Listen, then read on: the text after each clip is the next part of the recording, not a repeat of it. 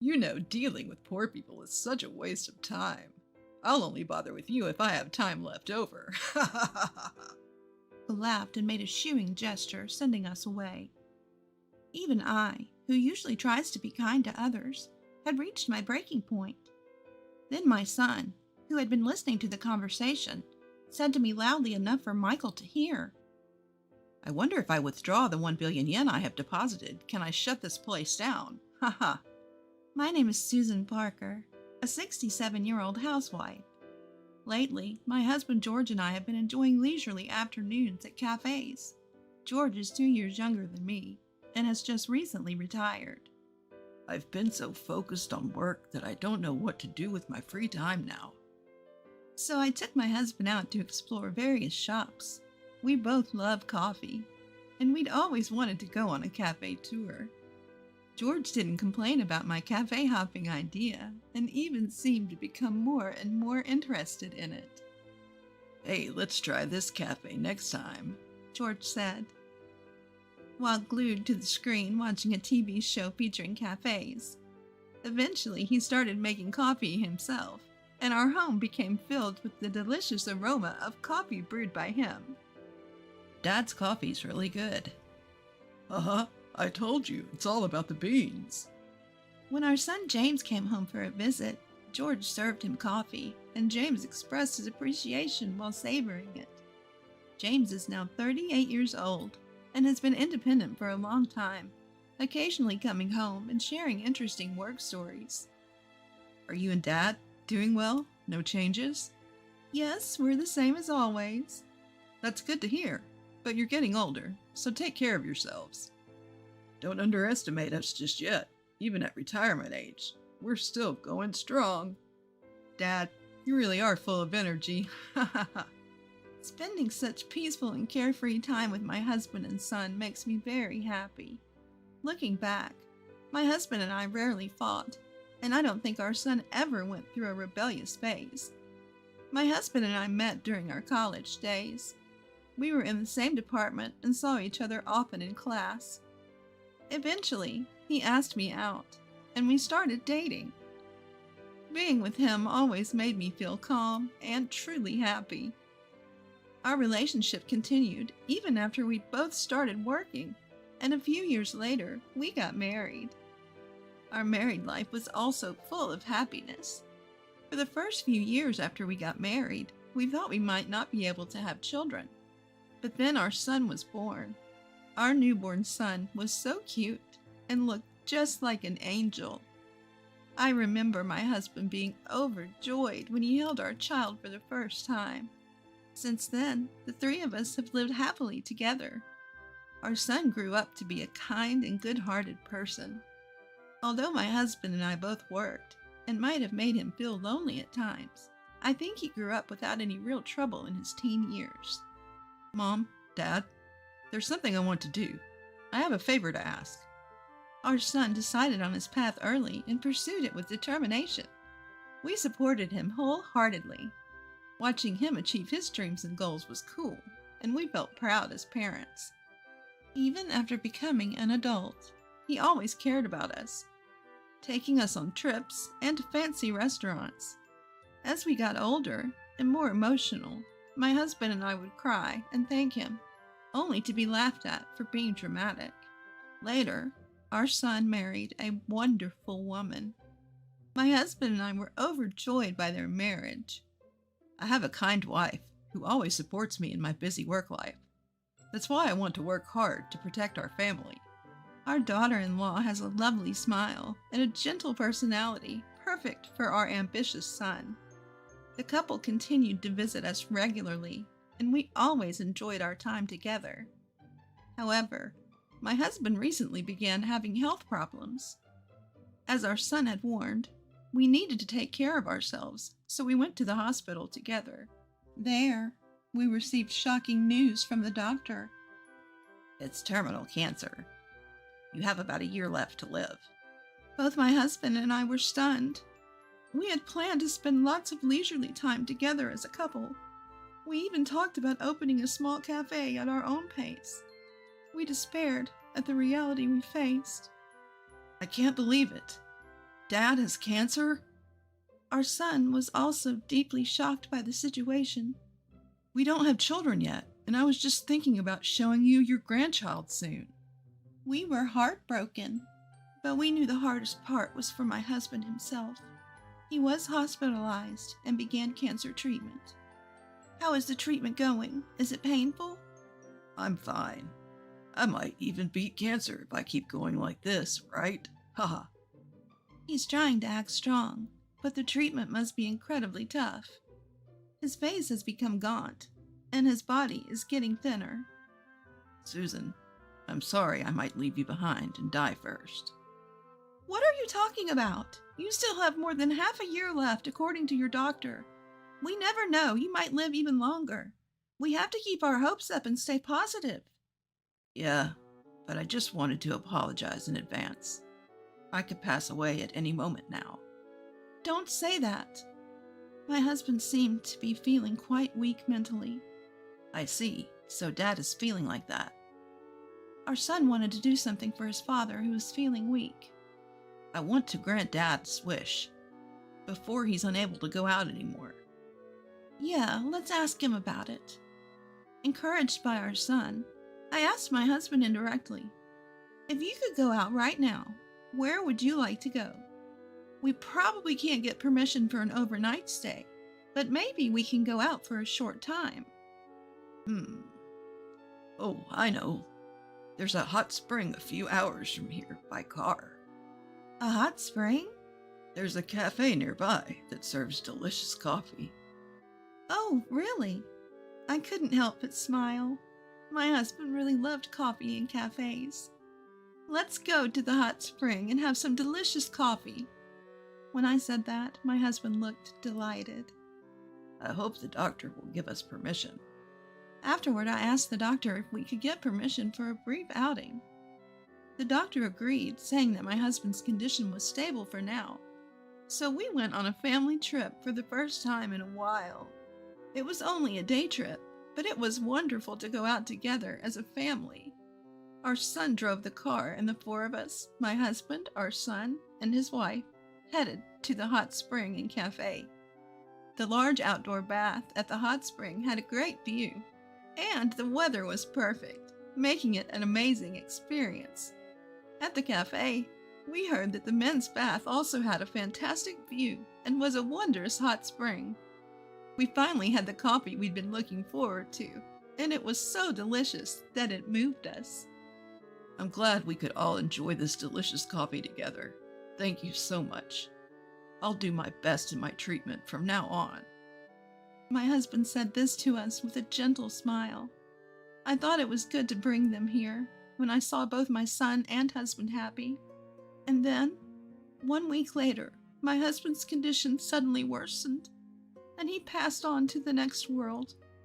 Why did you pass away so soon? I was so sad that I couldn't help it. Even though he had endured such painful cancer treatments and had become well enough to get permission to go out, our son couldn't stop his tears either. We were so down that we were useless, so our daughter-in-law took care of arranging and preparing the funeral for us. I'm really grateful because I think we wouldn't have been able to hold the funeral properly without her. And we were able to send off my husband safely. Many people attended the funeral, and it was clear that my husband was well loved.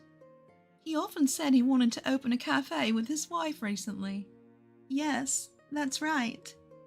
He was also very enthusiastic about studying how to brew coffee, the types of beans and roasting. As I talked with the people who attended the funeral, I remembered the days when my husband was happy to brew coffee, and tears welled up again. And then, I wanted to fulfill our dream together with my husband. Mom, you're going to open a cafe? After the funeral settled down, my son and his wife visited our house. Yes, I want to make your father's dream come true. I think it's a great idea. I'll support you with all my strength if there's anything I can do. Thank you. I don't know the first thing about business, so I'm really grateful for your cooperation. And so I asked my son to come with me, and we went to consult with the local credit union about financing. It was so crowded in the morning. My son and I sat on the sofa with our waiting numbers and waited for our turn. And after about an hour of waiting, we went to the counter. Welcome, please have a seat. The bank teller who greeted us sat down and was named Michael. What can I help you with today? Well, I'm thinking of opening a cafe soon. I came to talk about financing. Financing, you say? As soon as I said that, Michael's face suddenly turned stern. In order to hear your story in detail, we will also conduct an interview. Can you please wait on the sofa until we're ready? We'll call you when we're ready. Understood. Although I was worried about why his face had become so stern, I returned to the sofa as I was told and waited with my son for our turn. However, even though we waited and waited, there was no sign of being called. Before we knew it, 3 hours had passed. People who arrived later than us were being called, and we thought it was strange.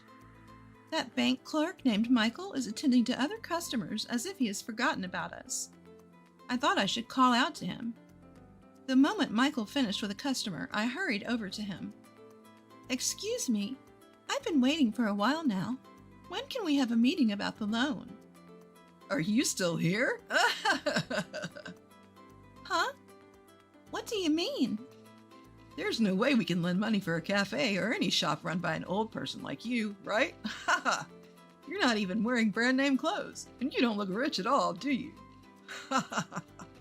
It's a waste of time dealing with poor people. I'll help you if I have time left at the end. Saying so, Michael laughed and made a shooing gesture at us. That's unbelievable. I, who usually live by being kind to others, reached my limit of patience. What's wrong, Mom? My son returned from the restroom just as Michael said those things to me. I was so angry that I told my son what had happened. Upon hearing the story, my son said in a loud voice so Michael could hear, If I withdraw the 1 billion yen I deposited, I wonder, can I shut this place down? What? Michael looked puzzled at my son's remark. Sir, if you're going to cause a disturbance, please leave, as it's bothering other customers. I can't believe the nerve of this Michael to say such a thing to my son. And my son said, I just moved my business deposit to this bank recently, but I guess that was a mistake. Call the branch manager because I can't talk to you. Stop it. I'll sue you for obstructing business. Michael refused my son's business and snapped back. It seems even my son had reached his limit of patience. Then I'll call directly. My son said so and made a phone call somewhere. Then the branch manager came running out of a back room in the bank. Mr. Johnson, what happened? Seeing the manager rush over and speak to my son, Michael's eyes widened in surprise. Branch manager, what's going on with this bank? This Michael clerk made my mother wait for over 3 hours, calling her a poor person and tried to send her away. What? Michael, what the hell are you doing? Mr. Johnson, could you please come to the reception room? Let me apologize. We decided to follow the branch manager as it seemed we were causing a disturbance to other customers. When we arrived at the reception room, the branch manager prostrated himself and apologized. I'm truly sorry about this. Michael just transferred from another bank. We also didn't have a deep relationship with you yet, and our other staff members were too busy to notice. It's fine, manager. I'm not asking you to be treated specially. I just want you to take proper action regarding how he treated my mother and judged her based on her appearance. Of course. Michael, hurry up and apologize. This person is the owner, chef of a famous restaurant. They just opened a new store in this area and deposited 1 billion yen in our branch. Huh? Told by the branch manager, Michael turned pale and prostrated himself to apologize. I'm so sorry. Michael, have you always treated customers differently based on your own judgment? If so, you're disqualified as a bank employee or even someone in the service industry. At the very least, we don't want to do any transactions here anymore.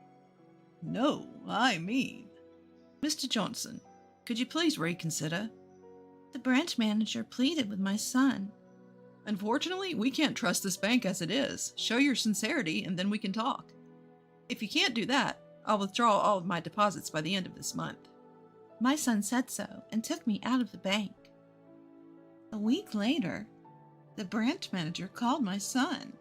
According to the conversation, the bank conducted a detailed investigation on Michael and found that he had been turning away customers who came for loans based on his own judgment. Moreover, it was revealed that he had also embezzled the bank's money. Of course, Michael was fired.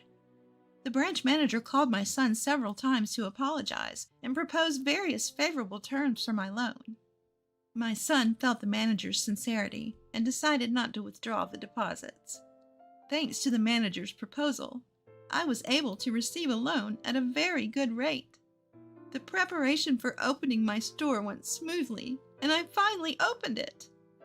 Initially, I had planned to open a coffee shop, but my daughter-in-law had a nutritionist certification, so we decided to open a cafe with healthy and nutritious menus together.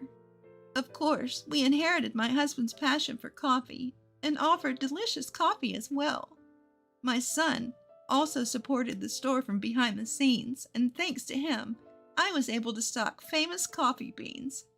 The store is thriving, thankfully, and has become popular among female customers for its delicious coffee and food.